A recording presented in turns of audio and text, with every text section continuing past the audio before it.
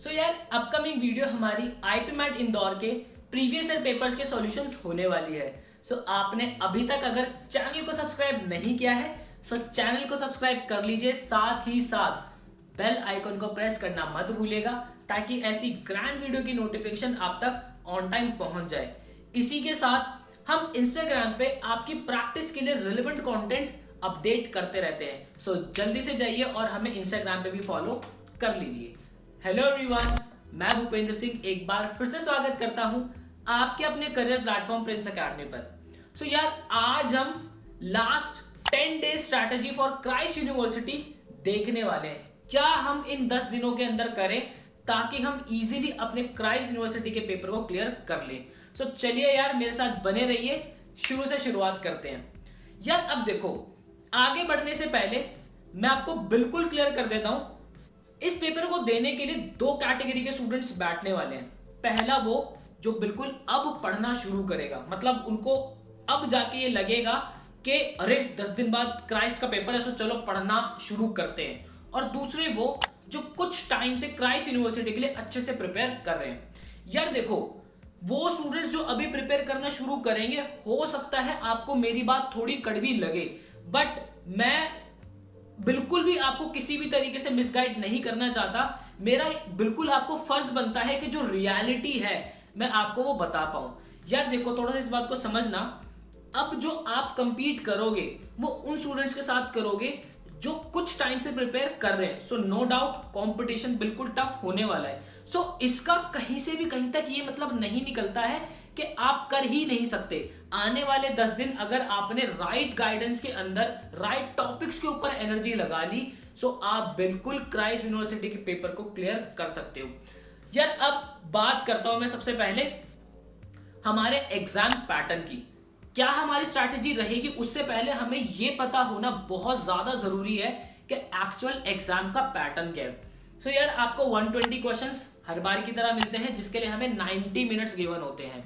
उसी के साथ अगर मैं पर्टिकुलर सेक्शंस की बात करूं, टोटल हमें 6 सेक्शंस देखने को मिलते हैं, जिसके अंदर हमें फंडामेंटल अकाउंटिंग्स के 10 क्वेश्चंस मिलते हैं, इंग्लिश के हमें 25 क्वेश्चंस मिलते हैं, मैथमेटिक्स के हमें 20 क्वेश्चंस देखने को मिलते हैं, रीजनिंग के हमें 25 क्वेश्चंस देखने को मिलते हैं, डेटा इंटरप्रिटेशन DI के हमें 20 क्वेश्चंस देखने को मिलते हैं, और हमारे जर्नल नॉलेज के हमें 20 क्वेश्चंस देखने को मिलते हैं।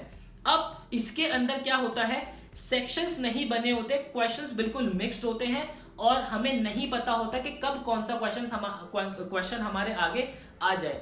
इसी के साथ अगर हमारा क्वेश्चन करेक्ट होता है तो उसके लिए हमें +1 का गेन होता है, और नेगेटिव मार्किंग हमारी 0.25 की जाती है। और एक बात हमेशा ध्यान रखना, क्राइस्ट यूनिवर्सिटी के लिए हमें कैलकुलेटर्स अलाउड नहीं होते हैं। अब मैं आपसे बात करता हूं पर्टिकुलर सेक्शन वाइज कि किस सेक्शन के अंदर हम किन टॉपिक्स के ऊपर ध्यान दें ताकि आने वाले 10 दिन हम अच्छे से यूटिलाइज कर पाए और हमारी एनर्जी सही डायरेक्शन में लगे। शुरुआत करता हूं मैं क्वांटिटेटिव एप्टीट्यूड से। देखो यार, सबसे पहले इस बात को समझना, हमारे सेट्स आते हैं, हमारे पास 3 से 4 सेट्स हमें जो है पेपर के देखने को मिलते हैं। किसी सेट के अंदर किसी पर्टिकुलर टॉपिक से क्वेश्चन ज्यादा बन जाते हैं और किसी पर्टिकुलर टॉपिक से क्वेश्चन कम बनते हैं। अब बिल्कुल इसको पत्थर की लकीर मत मान लेना कि भैया टाइम एंड वर्क से अगर 2 क्वेश्चन सर ने बोले हैं 2 ही आएंगे, वो ज्यादा भी हो सकते हैं। हो सकता है आपके एल्जेब्रा से आपको ज्यादा क्वेश्चंस देखने को मिल जाए, बट हाँ, मोर ओवर आप देख सकते हो कि किस टॉपिक से कितने कितने क्वेश्चंस अभी तक बनते आए हैं, ताकि आप जो है उसी टॉपिक के ऊपर सही से एनर्जी लगा सको। नंबर सिस्टम की मैं बात करता हूं, हमें 2 से 3 क्वेश्चंस नंबर सिस्टम पे देखने को मिलते हैं। एलसीएम एचसीएफ से हमें 1 से 2 क्वेश्चन देखने को मिलता है। इसी के साथ अगर मैं आपकी अरिथमेटिक की बात करूं, quantitative aptitude for Christ university, आपके अरिथमेटिक सेक्शन से क्वेश्चंस आपको ज्यादा से ज्यादा देखने को मिलते हैं, जिसके अंदर आपके परसेंटेज, आपके इंटरेस्ट के अंदर आपका कंपाउंड इंटरेस्ट, सिंपल इंटरेस्ट दोनों, आपके प्रॉफिट एंड लॉस, आपका time and work, time speed and distance, उसी के साथ आपका मिक्सचर एंड एलिगेशन, बहुत इंपॉर्टेंट टॉपिक है। ये कुछ ऐसे टॉपिक्स हैं जिनको अगर आपने इन 10 दिन के अंदर अच्छे से कवर कर लिया, सो क्राइस्ट यूनिवर्सिटी का पेपर आप इजीली बिल्कुल दे सकते हो और बहुत हाई चांसेस बन जाएंगे कि आप क्लियर कर ले जाओगे। इसी के साथ एल्जेब्रा का क्या है यार, हो सकता है किसी शिफ्ट के अंदर आपको एल्जेब्रा के क्वेश्चन ज्यादा देखने को मिले और किसी शिफ्ट में आपको मिले ही ना। सो एल्जेब्रा भी ऐसा नहीं है कि एल्जेब्रा आप बिल्कुल छोड़ दोगे, आप एल्जेब्रा बिल्कुल अच्छे से पढ़ ही लेना। इसी के साथ अगर मैं वर्बल एबिलिटी की बात करूं, सो नो डाउट हमें आरसीज 3 से 4 देखने को जरूर मिलती हैं, हर बार की तरह हमें आरसीज देखने को मिलती हैं। लेकिन यार अगर मैं क्राइस्ट यूनिवर्सिटी की आरसीज की बात करूं, सो वो इस तरीके की आरसीज होते हैं कि हमें बहुत ज्यादा टेक्निक सीखने की जरूरत नहीं पड़ती, उसके अंदर बहुत ही टू द पॉइंट आंसर्स होते हैं जो हमें बिल्कुल इजीली हमारे आरसीज में से मिल जाते हैं। सो आप क्या कर सकते हो आरसीज के लिए, आप अभी से प्रैक्टिस करना शुरू कर दीजिए। डेली आप 4 से 5 आरसीज जो है वो सॉल्व कीजिए और आपको एक अच्छा रिजल्ट उससे देखने को मिलेगा। अब बात आती है कि आरसीज की अगर हम प्रैक्टिस करें तो कहां से करें। सो यार देखो, जो हमारे कोर्सेज वाले स्टूडेंट है, आप हमारा बिल्कुल बुक सेट यूज कर सकते हैं, वहां पे हमने आरसीज दी हुई है, आप उनको यूज कर सकते हैं। उसी के साथ अगर आप हमारे कोर्स के स्टूडेंट नहीं है, सो आप अरिहंत की बुक ले सकते हैं और उससे आप प्रैक्टिस कर सकते हैं।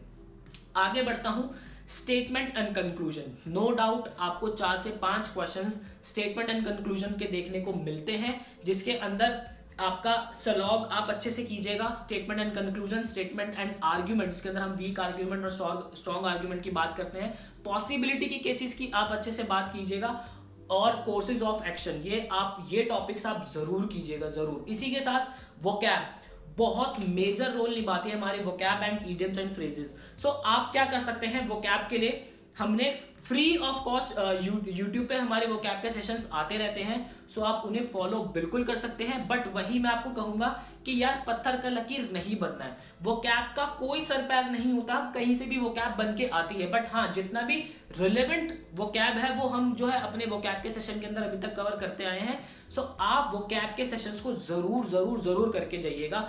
इसी के साथ एक डेडिकेटेड वीडियो मैंने ईडियम्स एंड फ्रेजेस की क्राइस्ट यूनिवर्सिटी के लिए बनाई थी, जो आपको आई बटन के अंदर अभी दिख रही होगी। सो आप वो वाली वीडियो को जरूर ईडियम्स एंड फ्रेजेस के लिए देख के जाइएगा। इसी के साथ अगर अब मैं आपके डीआई पोर्शन की बात करूं, सो आपको पाई चार्ट जरूर पढ़ना है। इसी के साथ आपको लाइन ग्राफ, बार ग्राफ आपको बिल्कुल प्रिपेयर करना ही करना है इनको। उसी के बाद अब अगर मैं आपके रीजनिंग की बात करूं, सो आपके अरेंजमेंट्स, जो आपके लीनियर अरेंजमेंट्स होते हैं, आपके सर्कुलर अरेंजमेंट्स होते हैं, ये 2 टॉपिक्स के साथ आपको ब्लड रिलेशन, यकीन मानो ब्लड रिलेशन के क्वेश्चंस आपको हर बार देखने को मिलते हैं। सो ब्लड रिलेशन को आप बिल्कुल भी नहीं नेग्लेक्ट कर सकते। साथ ही साथ आप एनालॉजी पढ़िएगा और इसी के साथ आप सीरीज के क्वेश्चंस जरूर करके जाइएगा। सो इतना पोर्शन अगर आप एलआर में कर ले जाएंगे, सो क्राइस्ट यूनिवर्सिटी के पेपर के अंदर आप अच्छा परफॉर्म कर देंगे। अगर मैं जीके की बात करूं, सो यार जीके के अंदर करंट अफेयर्स, मैं बार बार कह रहा हूं, करंट अफेयर्स बिल्कुल आपको पढ़ के जानी ही जानी है। अब बात आती है कि हम करंट अफेयर्स कहां से पढ़ना शुरू करें। सो यार देखो, पिछले 6 महीने के, मतलब अगर मैं आपसे बात करूं, सो आप जनवरी से भी शुरू कर सकते हैं या आप दिसंबर से शुरू कीजिएगा। दिसंबर, जनवरी, फरवरी, मार्च, अप्रैल के आप करंट अफेयर्स जरूर करके जाइए। यहां से बहुत ज्यादा चांसेस होते हैं क्वेश्चंस बनने के। इसी के साथ आपके स्टैटिक पोर्शन की अगर मैं बात करूं, सो आप अपनी इंटरनेशनल रिलेशनशिप्स के बारे में थोड़ा सा अच्छे से पढ़ के जाइएगा, स्टार्टअप्स के बारे में थोड़ा सा अच्छे से पढ़ के जाइएगा। सो ये मेजर कुछ टॉपिक्स होते हैं जो क्राइस्ट यूनिवर्सिटी हर बार पूछता है। इसी के साथ यार अगर मैं आपसे बात करूं, आप दोनों में से किसी भी कैटेगरी के अंदर अगर लाइक कर रहे हैं, आप मॉक्स जरूर जरूर जरूर देना। यार देखो, आप अगर अभी तैयारी शुरू कर भी रहे हो, सो मिनिमम आपको 4 से 5 मॉक्स दे के जाने ही जाने हैं। मॉक से क्या होगा, आपको एग्जाम का टेस्ट पता चलेगा और हर बार की तरह रिलेवेंट मॉक देना है। ऐसा ना हो क्राइस्ट यूनिवर्सिटी का पेपर देना है और आप डीयू जैट की मॉक लगा रहे हो, नहीं, ऐसा नहीं करना है। जो मॉक क्राइस्ट यूनिवर्सिटी के लिए डिजाइन किया गया है, उसके पैटर्न पे डिजाइन किया गया है, बिल्कुल आपको वही मॉक देना है।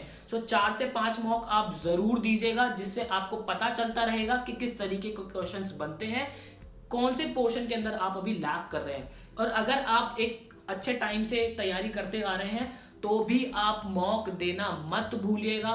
मॉक जितना दोगे उतना खुद को इंप्रूव करोगे, उतनी ही आप एग्जाम एनवायरनमेंट से फ्रेंडली हो जाओगे और आप जो है पेपर के अंदर आपको कुछ ऐसा नहीं लगेगा उस दिन सीट पर बैठकर कि आप कुछ नया कर रहे हो। क्योंकि होता क्या है, जिस तरीके से हम अपने ब्रेन को अभी से ट्रेन करते हैं वो एग्जाम वाले दिन भी बिल्कुल वैसा ही परफॉर्म करता है।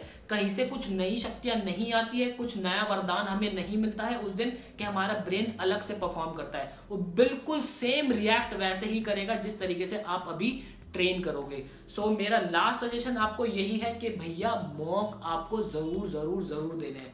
सो यार मुझे उम्मीद है कि आपको इस वीडियो से आपके आने वाले 10 डेज का एक मोटा मोटा आइडिया जरूर लग गया होगा कि कौन से टॉपिक्स पे आपको ध्यान देना है। और अगर आपको कोई भी डाउट है सो आप मुझे कमेंट सेक्शन के अंदर जरूर बता सकते हैं, मैं आपको पर्सनली रिप्लाई जरूर कर दूंगा। सो यार मैं मिलता हूं आपसे नेक्स्ट सेशन के अंदर। ऐसी ही वीडियोस हम आपके लिए बनाते रहते हैं। आपने अभी तक अगर चैनल को सब्सक्राइब नहीं किया है सो चैनल को सब्सक्राइब कर लीजिए और बेल आइकॉन को प्रेस करना मत भूलिएगा ताकि ऐसी ही वीडियोस की नोटिफिकेशन आप तक ऑन टाइम पहुंच जाए।